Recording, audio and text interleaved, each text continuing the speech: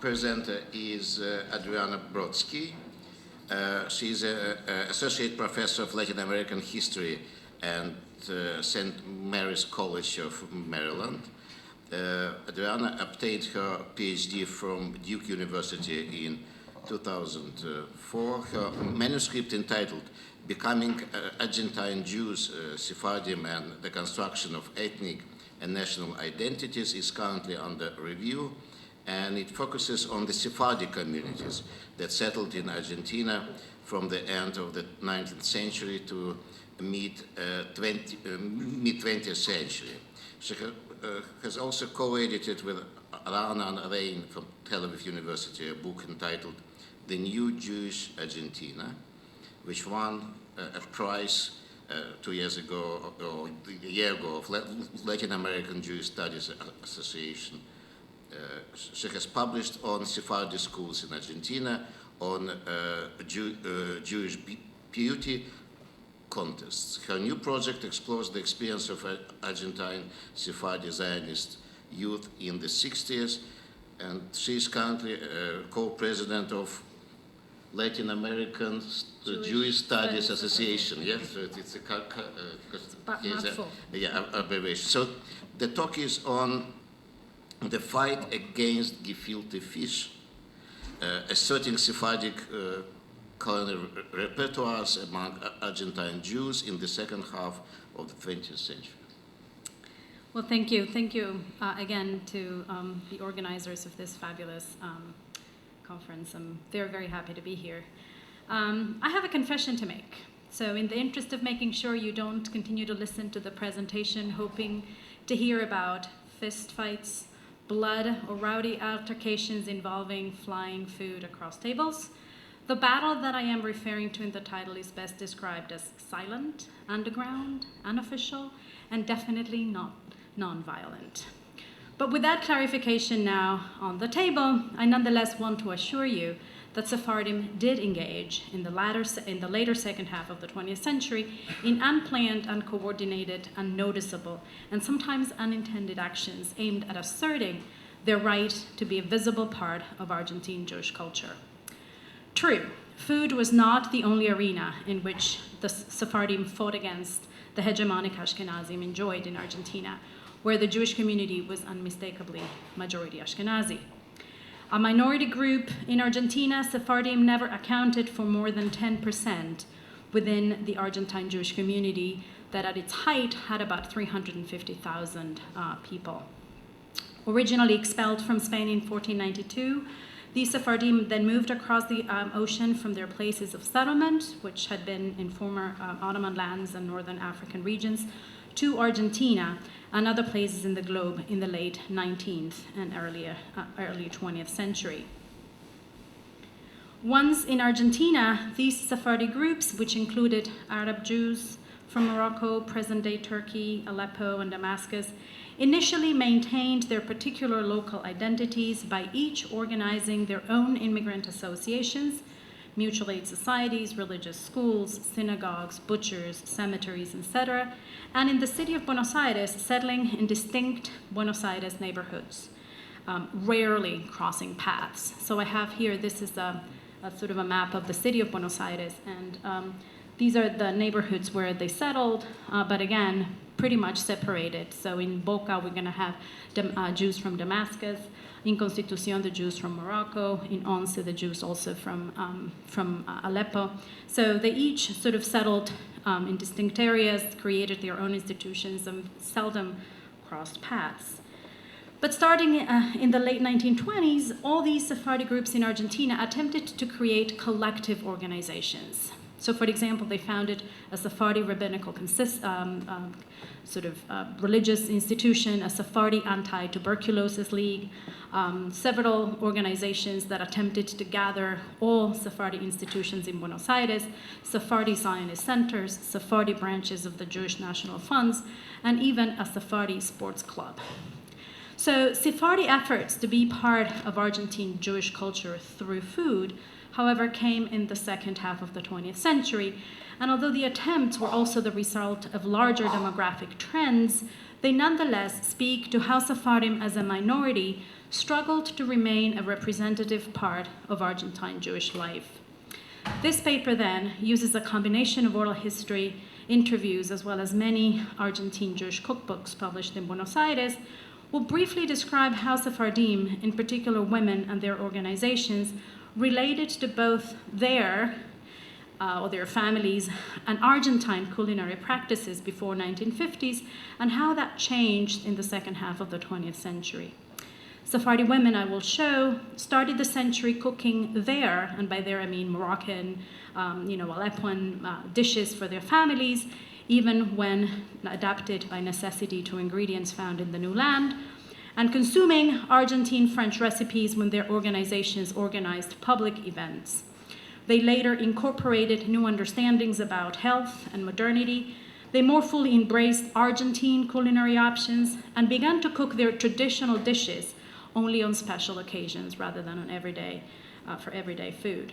Sephardi women also began to publish cookbooks attempting to insert Sephardi culinary practices into the Argentine Jewish repertoire. These initial attempts conceived of Sephardi culture as a mass that was in itself undifferentiated, but clearly separate from Ashkenazi practices. Later on, cookbooks began to offer a vision of Sephardi traditional dishes that understood them as coming from distinct cultural contexts, so pretty much what Ari was just talking about in the context of Israel. The story of Sephardi food in Argentina then is a story marked by conversations and exchanges between and among Jews, Argentines, and various non-Ashkenazi groups. In the end, these non-violent, subtle, and uncoordinated attempts proved to be more successful than the organizational efforts the Sephardim had engaged with in the early part of the 20th century to become visible. At home and at community events, the Sephardi immigrant generation of women attempted, whenever possible, to continue to prepare for their families what they had learned to do prior to their migration to Argentina. And although many encountered problems given the lack of products they needed to cook their recipes, they found it important to keep these practices. Bolisa, for example, remembered that her mother had gone to the extreme of planting her own okra garden. Okra is really a vegetable that you can't get in Argentina, as she couldn't get it in the markets of the small little town where she settled in the province of Entre Rios. Her mother, born and raised in Smyrna, who had prepared boyos for sale when she was in Turkey, did not want to give up the bamia stew that she sort of imagined as central to who she was. These traditional dishes were part of Sephardi tables during the initial years of immigration. All Sephardi women who participated in an oral history workshop I organized in the late 1990s remember their mothers as almost exclusive makers of traditional Sephardi food.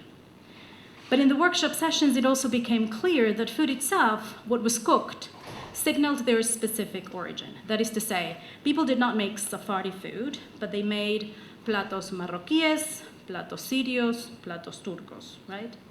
My food, claimed an interviewee of Syrian origin, speaking to mostly Ottoman Jewish ladies, my food has nothing to do with yours, she said. So in a sense, this reminds us that the notion of Sephardi food, which is what all these cookbooks are going to do, is in itself a product of a process of thinking about Sephardi as a group that did not exist at the beginning of the century. Growing up in Argentina understandably placed immigrants in contact with Argentines, other immigrants, and their changing food traditions. Those who arrived in Argentina when very young, or the generation that was born there and attended free public schools, learned from those around them. Buenos Aires and the smaller towns in the interior of Argentina never saw the development of the de facto ghettos, right, that were characteristic in other parts of the diaspora. Rather, immigrants lived in true mixed neighborhoods, although those from the same origin tended to congregate in the same areas. So the chances of being exposed to other traditions were very high indeed. Esther Akrich, for example, a woman whose parents were born in Morocco, but arrived when they were very young to settle in a small town in the province of Córdoba, recalled, and I quote, "My mother rarely made Moroccan food. She had adopted criollo recipes and made them for the family.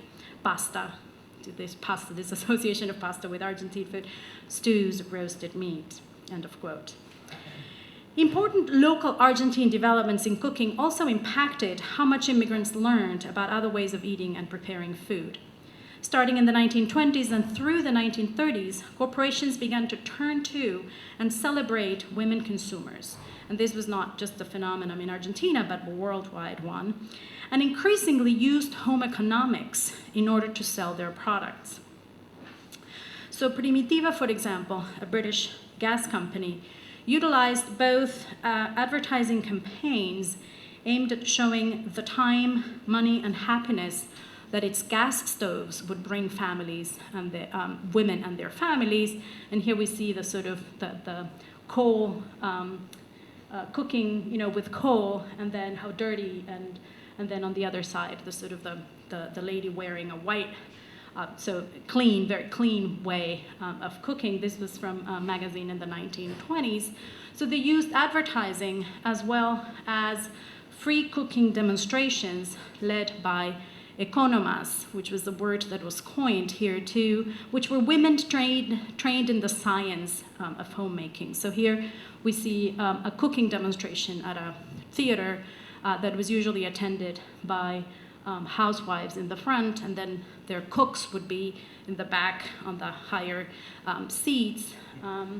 And they're showing, right, how to cook using these new technologies.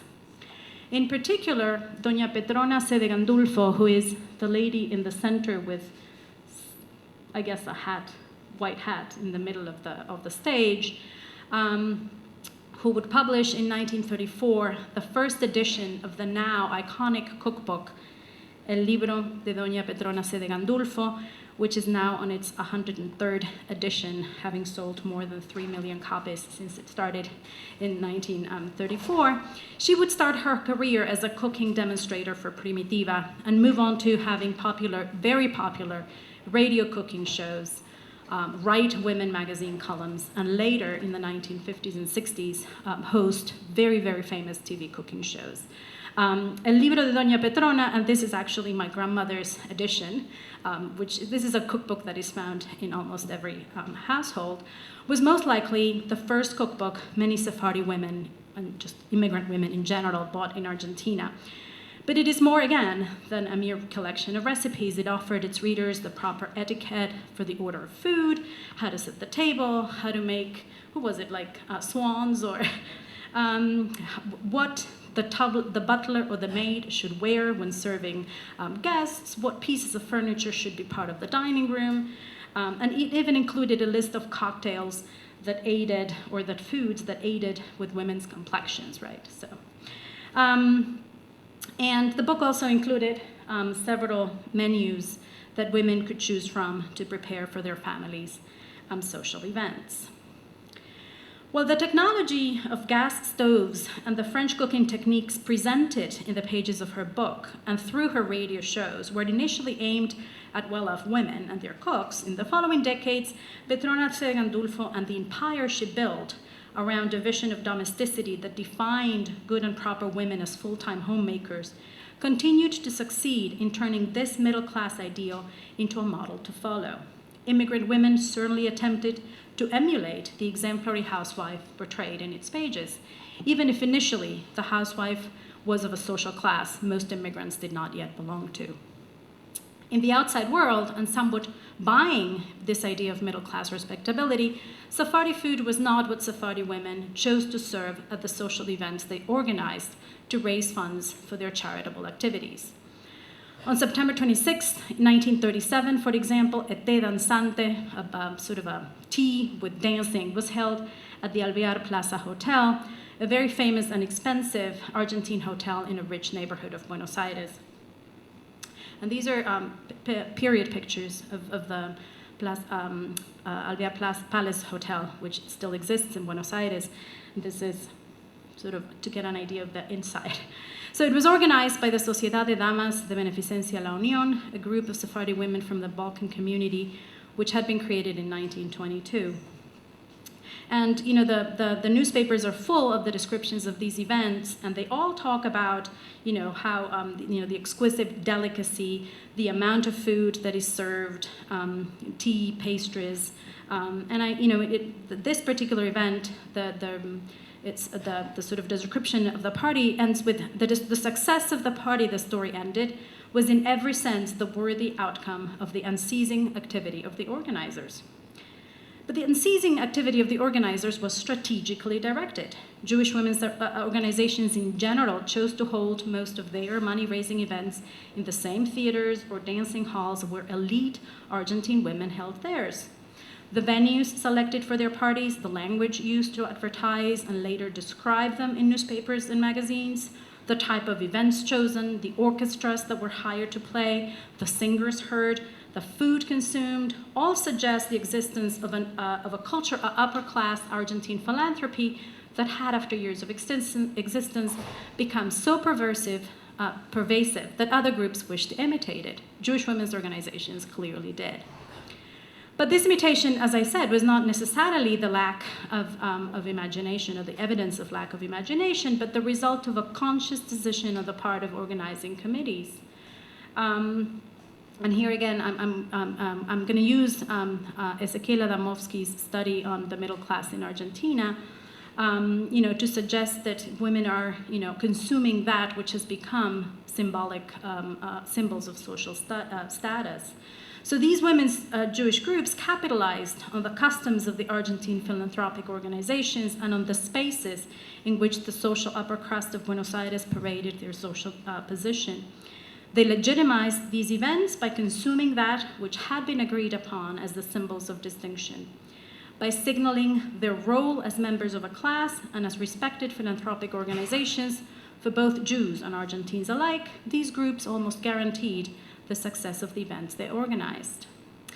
But more importantly, the decision to mimic upper class Argentine culture was, as one might imagine, not solely driven by the desire to fit in, nor did it mean the loss of ethnic identity when adopting these practices.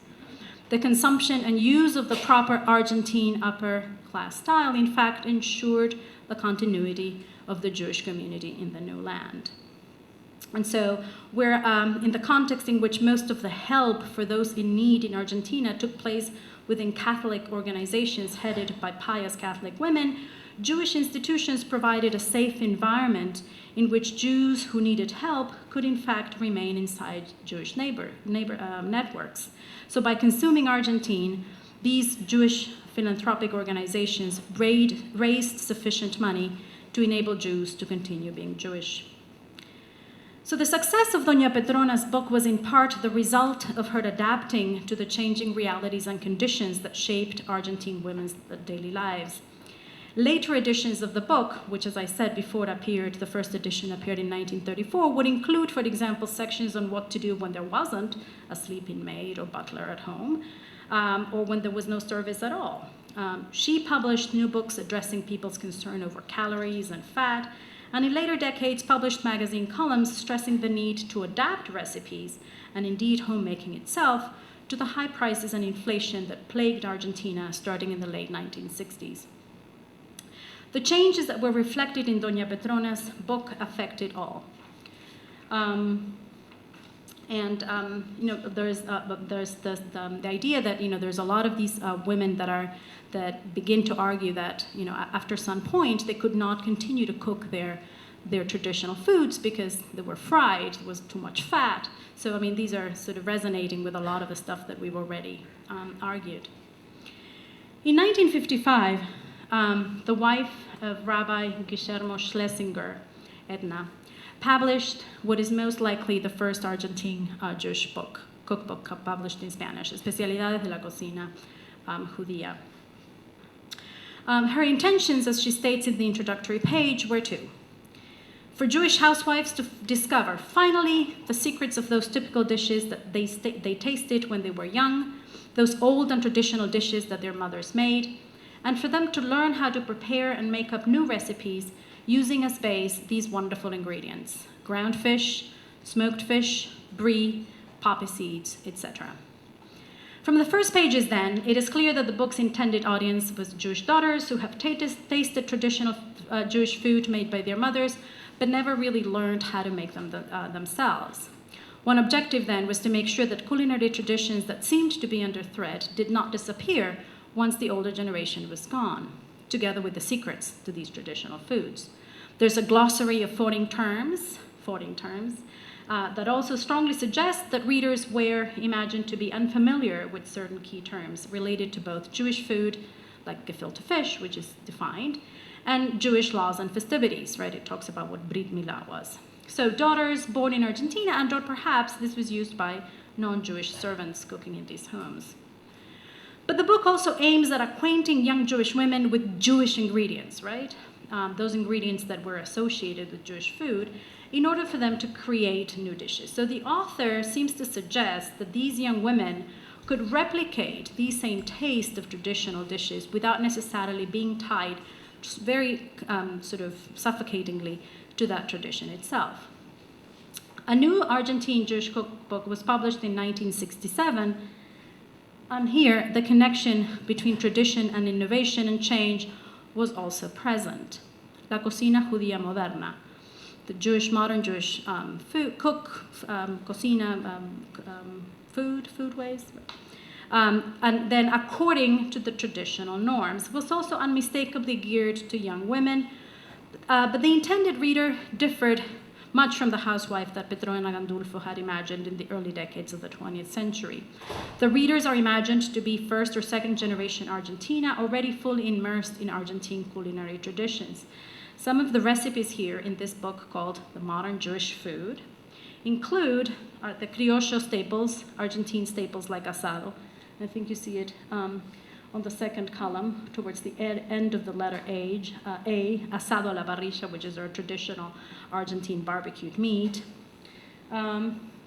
We have at the bottom of the third column chimichurri, which is the very traditional sauce that accompanies the asado, and a variety of empanadas, so the very beginning of letter E there, which are very traditional Argentine foods, and then Italian dishes that had already become part of Argentine tables. And I don't have it here, but there's a list recipes for how to make ravioli, how to make tomato sauce with meat, how to make risotto, and others. Jewish food in modern times clearly incorporated, as can be seen in this edition, not only quick and easy recipes for everyday lunches, like Petrona's menus, but also traditional European dishes to be served during special occasions. The concerns, as I said, over the calories consumed and the availability of time for busier housewives that guided Doña Petrona's changes to her original book and influenced the choice of recipes in the Cocina Judía Moderna were clearly part of the Sephardi women, of what Sephardi women remember as reasons for abandoning the daily preparation of traditional dishes. When I asked Bulisa if she continued her mother's okra garden in order to prepare bamias, she claimed that she did not have time to do that. Bulisa also added during that meeting that because her husband suffered from a heart condition, cooking the old way was not only avoided, but even medically restricted. Echoing the health concerns, Luna, another informant, explained that, and I quote, "Our food was too greasy and oily. We can't eat those foods now," end of quote.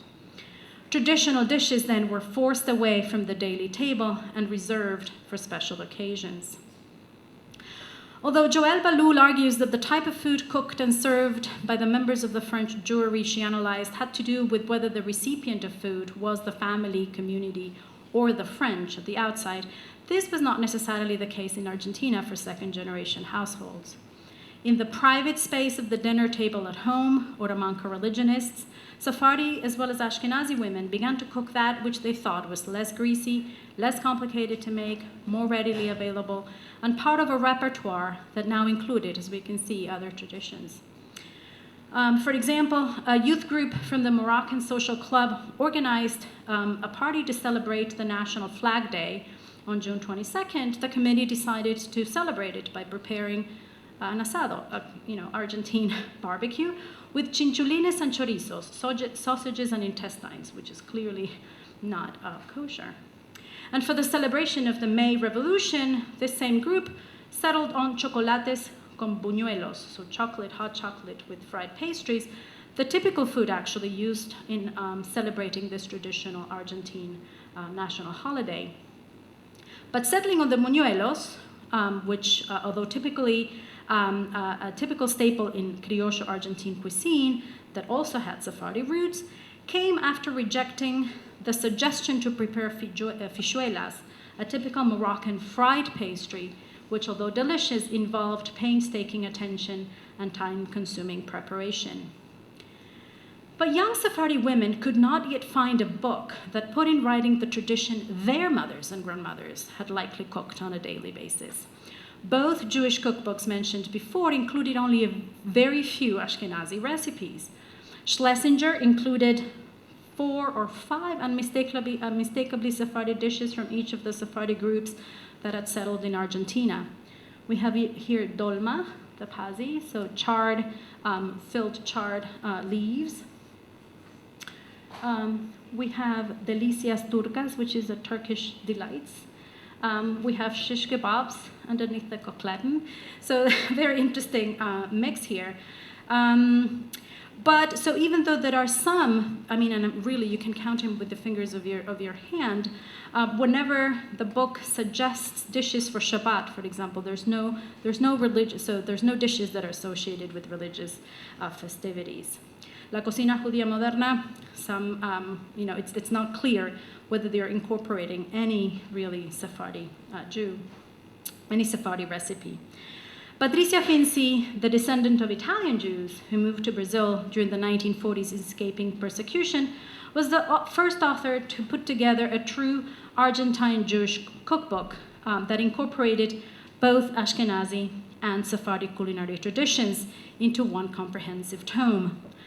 The book was suggestively titled La Cocina Judía, Tradición y Variaciones, Tradition and Variations, although it is unclear which is tradition, which are variations. But as expected, the study also opens with a description of the main Jewish religious holidays.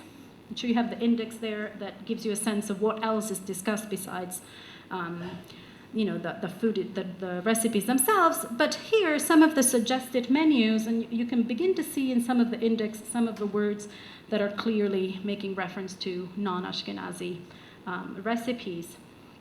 And in particular, I sort of copied here what dishes to serve for Rosh Hashanah. And if you go, in each of the sections, there's actually a variety of Sephardi dishes that are listed as possible. By the last decades of the 20th century, when this book was published, the Argentine Jewish community was already changing demographically. The divide between Ashkenazim and Sephardim, once so clear and so unsurmountable, was becoming blurred. By the 1960s, marriages between these groups was very common and indicative that the common shared Argentine culture of the bride and the groom was more important than the distinct traditions of their parents. Many households then, if they required a Jewish book, many households found the one merging these two culinary traditions very appealing. Now, a housewife could keep mothers and mothers-in-law pleased with what they cooked for these events. However, this was not a cookbook that was overly nostalgic, and the last 3 books that I will talk about, which are specifically Sephardi cookbooks, there's a sense of the nostalgic and almost an association with the death of a culture, very much unlike what Ari was describing in the case of Israel. There is clearly in this text no sense of a past that is gone. There is no call to the reader to prevent these dishes from disappearing. The nostalgic call, as I said, to save Sephardi culture was made, and it actually was contemporary to this model. And here we have one of the Sephardi cookbooks that appeared. This was published in 1994 by a Sephardi Zionist group, the Friends of Naamat, which was a group that supported the Histadrut in Israel. And the book opens, we want to share with you our favorite recipes. Most of these are a Sephardi. It is clear from some of the collections here that these are women. Raquel Falcón probably did not grow up learning how to make kreplach, right? She's kreplach. Her tradition is really Sephardi, and she grew up most likely in a Sephardi household, but either her children married into Ashkenazi families, and that's where she learned the recipe, or she had made friends with Ashkenazi women that, sort of provided the recipe for these traditions. Is there another? This is the last book that I actually want to discuss today. It is called Sabores y Misterios de la Cocina Sefaradí, Tastes and Mysteries of Sephardi Cooking, written by the same author who had published that sort of combination of Sephardi and Ashkenazi recipes. This 1994 publication shares some of the characteristics of previous Argentine Jewish cookbooks.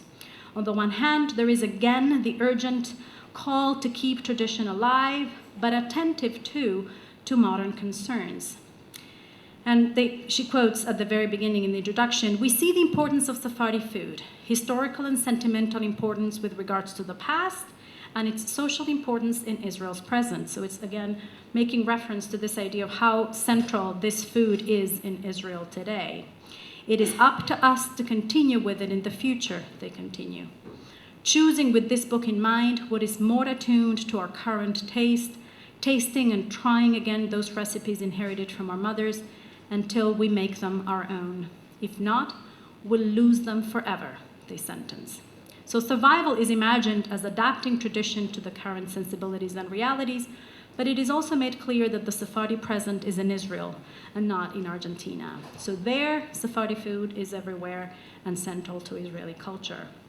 But on the other hand, right, there is also the association that, food is, okay, so I'm sorry, I think I placed them wrong. A lot of the cookbook also associates food and as part of a tradition that is a cultural tradition that is dying out. So there's all these references to the use of Ladino, so that the book is full and making the connection that it is not just the food that's dying out, but also this language that is dying out.